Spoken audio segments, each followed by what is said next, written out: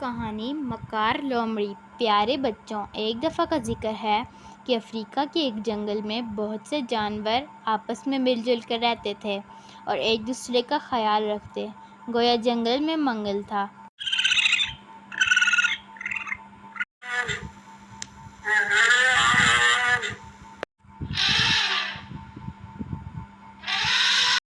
شیر بھی بلا وجہ کسی جانور کو نہ مارتا، اگر بھوک لگتی تو گھاس کھا لیتا یا کسی کمزور جانور کو کھا لیتا۔ جنگل کے جانور ہنسی خوشی زندگی بسر کر رہے تھے کہ ایک دن نہ جانے کہاں سے ان کے جنگل میں ایک لومڑی آ گئی۔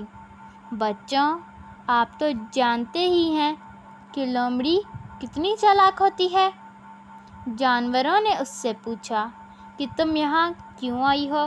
تو وہ جھوٹ موٹ کے آنسو بہانے لگی اور بولی، میں جس جنگل میں رہتی تھی وہاں میری کوئی عزت نہیں کرتا تھا، وہ اپنے سارے کام مجھ سے کرواتے تھے اور خود مزے سے رہتے تھے، لہٰذا میں مجبور ہو کر یہاں آئی ہوں۔ جانور اس کو اپنے بادشاہ شیر کے پاس لے گئے اور ساری بات بتا دی۔ شیر نے کہا، دیکھو بھائی، تم سب جانتے ہو کہ لومڑی کتنی چالاک ہوتی ہے، لہٰذا میں تو اس کو یہاں رکھنے کو تیار نہیں، باقی تم ساروں کی مرضی۔ جانوروں کو لومڑی پر ترس آ گیا اور آخر جانوروں کے کہنے پر شیر نے لومڑی کو جنگل میں رہنے کی اجازت دے دی۔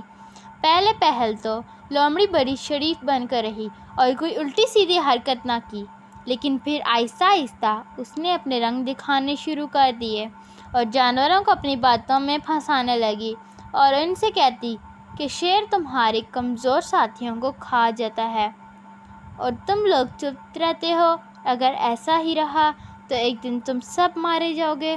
شروع میں تو جانوروں نے لومڑی کی باتوں کو نظر انداز کر دیا، لیکن آخر جانور لومڑی کی باتوں میں آ گئے اور انہوں نے شیر کے خلاف بغاوت شروع کر دی اور سارے شیر کو مارنے پر تل گئے، لیکن وہ کمزور تھے اور خود کچھ نہیں کر سکتے تھے۔ لومڑی نے موقع سے فائدہ اٹھاتے ہوئے کہا کہ میں ساتھ کے جنگل کے شیر کو جانتی ہوں، وہ اس شیر کو مار دے گا۔ جانور کچھ دیر سوچتے رہے اور پھر انہوں نے حامی بھر لی اور لومڑی ایک دن دوسرے جنگل کے شیر کو لے آئی۔ اس نے آتے ہی متاثرہ جنگل کے جانوروں کے بادشاہ کو سخت لڑائی کے بعد مار دیا۔ جنگل کے جانور بہت خوش ہوئے اور اس کو اپنا نیا بادشاہ بنا لیا، لیکن کچھ دنوں بعد نئے شیر نے بھی جانوروں پر ظلم شروع کر دیا۔ سب جانور اپنے کیے پر رونے لگے۔ آخر انہوں نے ہمت کی اور ہاتھی سے مدد کی درخواست کی۔ پھر ایک دن ہاتھی اور جنگل کے تمام جانور اکٹھے ہوئے اور شیر کو جنگل سے نکال بھگایا اور لومڑی کی بھی پٹائی کی اور اس کو بھی جنگل سے نکال دیا۔